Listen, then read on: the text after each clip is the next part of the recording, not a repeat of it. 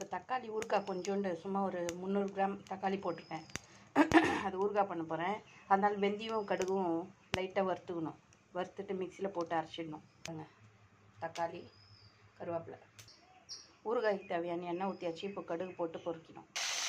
சும்மா இது கொஞ்சமாக செய்யறதுனால ஒரு 300 கிராம் தான் போட்டேன் தக்காளி, அரை கிலோ விட கம்மி. ஆனால் தக்காளி ஊறுகாய்க்கு புளி போட்டுன்னா ஒரு 6 மாதம் வரலாம் கெடாது. நான் பண்ணியிருக்கேன். சரி சும்மா கொஞ்சோண்டு பண்ணலாம், தீந்து விட்டு பண்ணிக்கலாம் அப்படின்னு சும்மா கொஞ்சமாக பண்ணுறதுனால இப்போது இது புளி போட போகிறதில்ல. எண்ணெய் ஊற்றி கடுகு போட்டு கருவேப்பிலை பொரிஞ்சதும் தக்காளி போட்டு நல்லா வதங்கணும், குழைய வதங்கணும். தேவையான உப்பு போடணும், பெருங்காயம் போடணும், வரமிளகாத்தூள் போடணும். எண்ணெய் பிரிகிற அளவுக்கு நல்லா கொஞ்சம் இது நல்லா சுண்டி வரணும். அப்போ தான் கெடாது. இந்த தக்காளி இருக்கிற ஜூஸ் அப்படியே இருந்ததுன்னா அதுக்குள்ளேயே நம்ம இறக்கிட்டோம்னா இது சீக்கிரம் கெட்டு போயிடும். அதனால் இந்த ஜூஸ் எல்லாம் நல்லா அடங்கின விட்டு எண்ணெய் பிரிஞ்சு மேலுக்கு வரும். அந்த சமயத்தில் மிளகாத்தூள் போடணும்.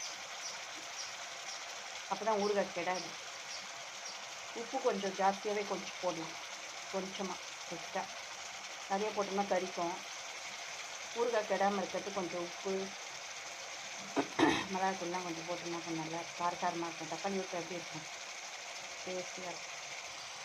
மஞ்சள் தூள் போட்டிருக்கேன். வரமிளகாத்தூள் போடணும். இது குழம்பு தூள்லாம் போடக்கூடாது, வரமிளகாத்தூள் தான் போடணும். உப்பு ஒரு 2 ஸ்பூன் போட்டிருக்கேன். தக்காளி நல்லா குழைய வதங்கணும்ல, அதனால் உப்பு போட்டிருக்கேன். மிளகாத்தூள் வாசனைலாம் போகணுன்றதுக்கோசம் இல்லை, கொஞ்சம் வதங்கினா தான் போகும். அதனால் இப்படியே போட்டாச்சு. பெருங்காயம் போடணும். இதில் லாஸ்ட்டாக இறக்கரிச்சு நம்ம கடுகு வெந்தயம் அரைச்சி இது பண்ணி தூள் பண்ணி வைக்கிறோம்ல, அதை போட்டு இறக்க வேண்டியது தான். எண்ணெய்லாம் வருது பாருங்கள், தக்காளி சுண்டிட்டு வருதா, அதோட தண்ணியெல்லாம் இழுத்துருச்சு. தக்காளியோட ஜூஸ்லாம் எண்ணெய் நல்லா பிரியுது பாருங்கள். இன்னும் நல்லா பிரியணும். இங்கே பாருங்கள் ஃப்ரெண்ட்ஸ், நல்லா எண்ணெய் வருது பாருங்கள். தக்காளியும் குழையுதா. நம்ம எங்கேயாவது வெளியே போகிறோம் அப்படின்னா சாதம் வச்சு இந்த மாதிரி வதக்கிட்டு சாப்பாடு கூட போட்டு கலந்துக்கலாம். இதில் நல்லாயிருக்கும். இல்லாட்டி டப்பாவில் தனியாக எடுத்துகிட்டு போயிட்டோம்னா சப்பாத்தியோ தோசையோ கூட போட்டுக்கலாம். சப்பாத்திக்கு தோசைக்கு இட்லிக்கு நல்லாயிருக்கும். சாப்பாட்டுக்கு செம்மையாக இருக்கும். ஏன்னா எண்ணெய் அவ்வளோ இருக்கிறதுனால சாப்பாட்டுக்கு தான் நிறையா.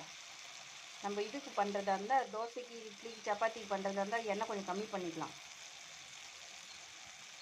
இது ஊறுகாய் தானே பண்ணுறோம், இந்த சாதம் போட்டு கட்டி சாப்பிட்டா நல்லாயிருக்கும். கொட்டிட்டேன். கடுகு வெந்தயம் அரைச்சி வச்சோம்ல வறுத்துட்டு அது இதில் கொட்டி கலரிட்டு ஆஃப் பண்ணிட வேண்டியதான். தக்காளி ஊறுகாய் ரெடி. சிம்பிளி. இது கூட